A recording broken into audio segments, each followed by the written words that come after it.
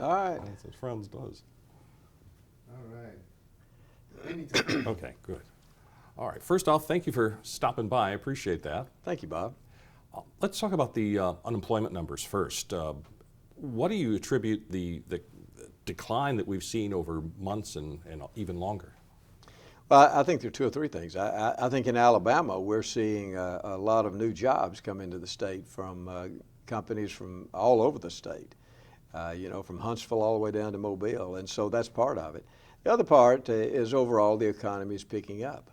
And, our job numbers are the best they've been since 2008. We have over 2 million people working today in Alabama. A lot of them are construction jobs. And that's a good sign when you see construction jobs. And, dropping to 5.8. We've had a 15-month drop, and it's been gradual, and we're excited about it. Let's talk about your budget plan, your revenue proposal. It's been a while now since we talked about it right before your inauguration, then you revealed more during the State of the State.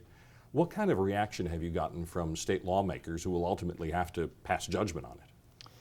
Well, I think lawmakers they have to listen to the people first, and most of the lawmakers are always afraid to vote for a tax, but my taxes most of them are all just tax fairness.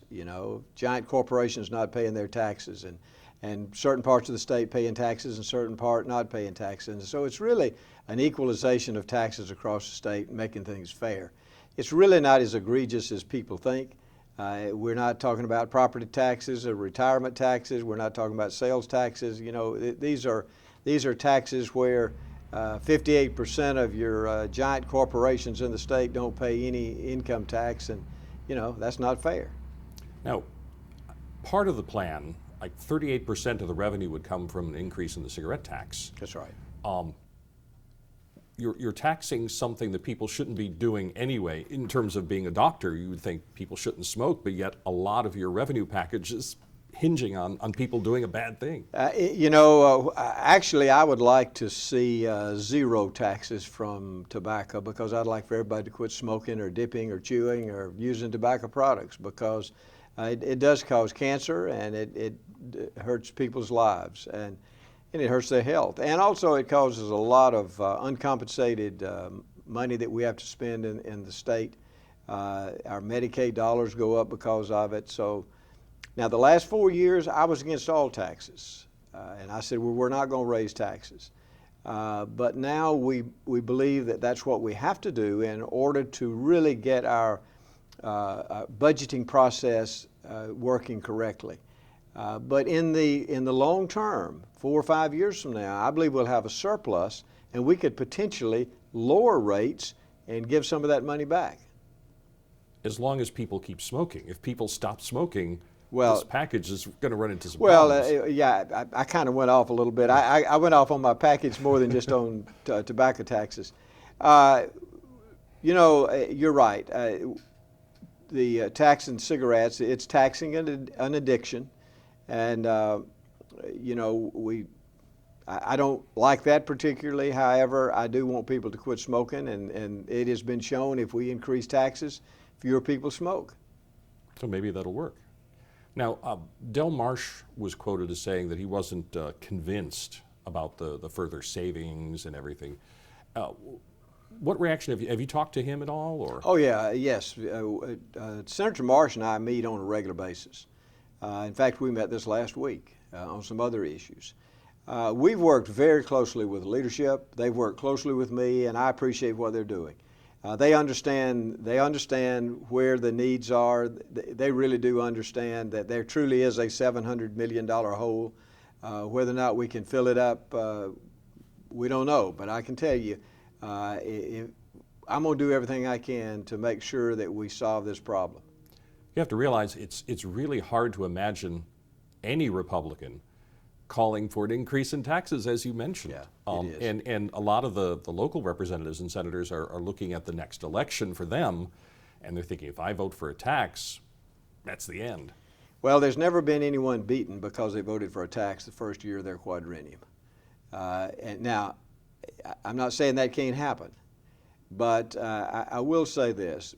People sent us to Montgomery to solve problems. There's nothing more fiscally conservative than paying your debts, and that's what I want to do, and we have done that, and also getting your economy in order and your budgeting process in order. That's conservative. That's not being liberal. We're not being liberal. We have cut, we've consolidated, we've done everything that you possibly can do over the last 4 years to make government more efficient.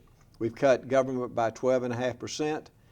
No state has done that. We have saved 15% of our budget. No state has done that.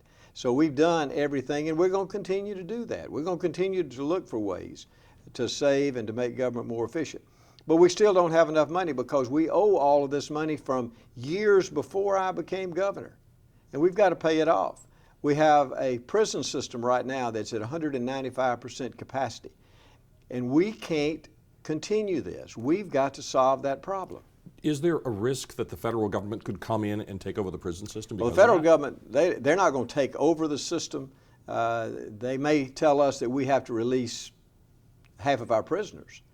And, I don't, unless someone wants to create an adopt a prisoner program, I don't know what we're going to do except try to solve this issue. We've got a good commission in place right now. Senator Cam Ward is heading this up. We've got a good commission.